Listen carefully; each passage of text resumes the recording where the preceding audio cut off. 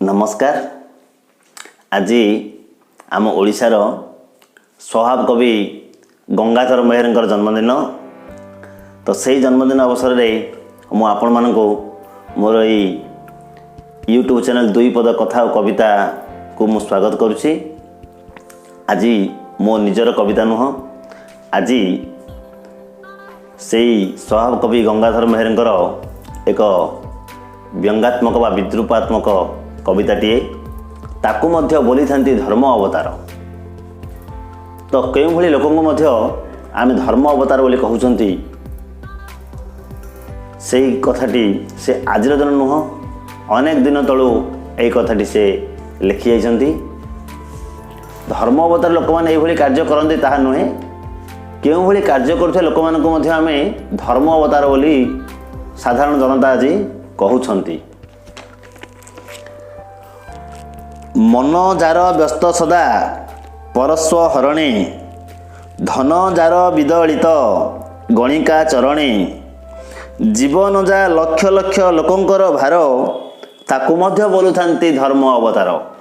अर्थात मन जार व्यस्त सदा परस्व हरणे, जी सबुबले जार मन केवल परस्व अर्थात परर संपत्ति हरण करिवार इच्छा थाए, उद्देश्य थाए, जार मन थाए।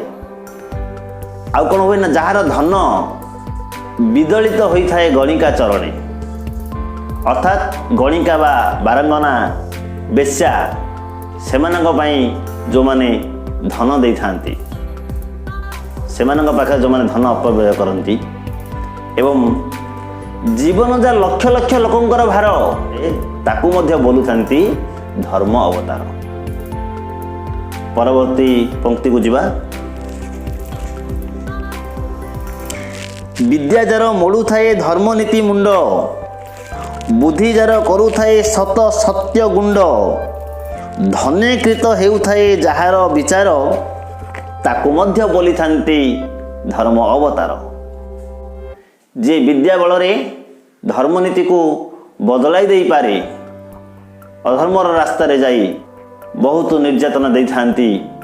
आ कौन होता है ना, बुद्धि जार करी पारे सत सत्य गुंड, अर्थात जी बुद्धि बल रे शह शह सत्य को मध्य चापी दे पारंती, शह शह सत्य को से माने गुंड कर दे पारंती, अर्थात आपन समस्त उचित प्रमाण को से माने नष्ट कर दे पारंती।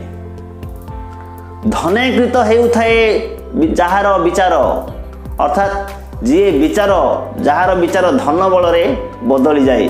आमे आगर शुणिथिले सेई हलदी बसंत कहानी, केपरी पाचिला पणस रे विचार बदली जाइथिला।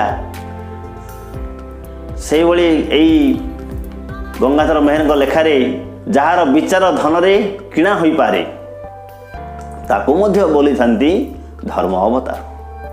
परवर्ती पंक्ति कौन, सुवर्ण हरण करी ताम्र करे दान, धने करी थाए प्रभु संतोष विधान, ढांकी बाकू दोष दिए नाना उपहार ताकू मध्य बोली थांती धर्म अवतार। सुना छड़ी नहीं थांती, तंबा दान करी थांती। आउ कौन करते से माने, धने करी थाए प्रभु संतोष विधान, प्रभु अर्थात से उपरिस्थ हाकिम मानू, उपरिस्थ हाकिम मानू से धन बल रे संतुष्ट कर दी थांती, जहाँ फल उपरिस्थ हाकिम पार्टी को चुप कर दे पारंती। निजर दोष को ढांकिवा पई जो माने विभिन्न प्रकार उपहार दे मन को संतुष्ट करि पारंती, सेमानंको मध्य धर्म अवतार बोली लोके भावंती। भ्रमण खर्च पाई थाए भत्ता, खाई थाए मोड़ी एणे दरिद्रंक मथा, करू थाए क्षमतार अपव्यवहार ताकू मध्य बोली थांती धर्म अवतार। जो माने जिल्लारू जिल्ला, राज्यरू राज्य किंबा देशरू देश को भ्रमण करिया पई राजकोषर अर्थ सारी थांती, भत्ता पाई थांती, एवं खाई थाए मोड़ी एणे दरिद्रंक मथा, ଦରିଦ୍ରଙ୍କ ତଣ୍ଟି ଚିପି ଯେଉଁମାନେ ଖାଆନ୍ତି, ଆମ ଭାଷାରେ କହିବାକୁ ଗଲେ ଦରିଦ୍ରଙ୍କ ମୁଣ୍ଡକୁ ମୋଡ଼ି ଯେଉଁମାନେ ଖାଇଥାନ୍ତି। ଆଉ କ'ଣ କରନ୍ତି? କରୁଥାଏ କ୍ଷମତାର ଅପବ୍ୟବହାର। ଯିଏ ନିଜ କ୍ଷମତାର ସଠିକ୍ ବ୍ୟବହାର ନ କରି ଅପବ୍ୟବହାର କରନ୍ତି ତାକୁ ମଧ୍ୟ ବୋଲିଥାନ୍ତି ଧର୍ମ ଅବତାର। ତାକୁ ମଧ୍ୟ ଏହି ସମାଜରେ ଧର୍ମ ଅବତାରର ଆଖ୍ୟା ଦିଆଯାଏ। ଆଉ କ'ଣ କହିଛନ୍ତି? ବହିର୍ଗତ ହୋଇଥାଏ ଘରୁ ଶୂନ୍ୟ କରେ, ଶଗଡ଼ ଶଗଡ଼ ଦ୍ରବ୍ୟ ଆଣି ଘରେ ଭରେ, ସେହି ଦ୍ରବ୍ୟମାନ ପୁଣି ଦେଖାଏ ବଜାର, ତାକୁ ମଧ୍ୟ ବୋଲିଥାନ୍ତି ଧର୍ମ ଅବତାର। ଯିଏ ଘରୁ ବାହାରିଲା ବେଳେ ଶୂନ୍ୟ କରେ ଅର୍ଥାତ୍ ଖାଲି ହାତରେ ବାହାରିଥାଏ, କିନ୍ତୁ ଫେରିଲା ବେଳେ ଘରକୁ ଶଗଡ଼ ଶଗଡ଼ ଦ୍ରବ୍ୟ ଘରେ ଭରି ହୋଇଥାଏ, ଅର୍ଥାତ୍ ବହୁତ ସମ୍ପତ୍ତି ସେ ଆଣିକି ଘରେ ରଖିଥାନ୍ତି। ସେହି ଦ୍ରବ୍ୟମାନ ପୁଣି ଦେଖାଏ ବଜାର, ପୁଣି ତାହାକୁ ଅନ୍ୟ ବାଟରେ ଲଗାଇ ପୁଣି ଅର୍ଥ ରୋଜଗାର କରିଥାନ୍ତି। ସେଇଭଳି ଲୋକଙ୍କୁ ମଧ୍ୟ ଆମେ ଧର୍ମ ଅବତାର ବୋଲି କହୁ।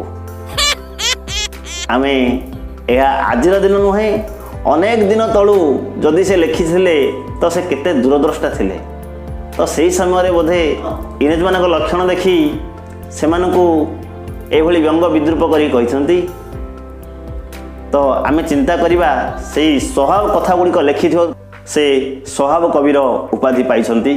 ତେଣୁ ବାସ୍ତବରେ ଏହି କଥା ଗୁଡ଼ିକ ସ୍ୱାଭାବିକ କଥା।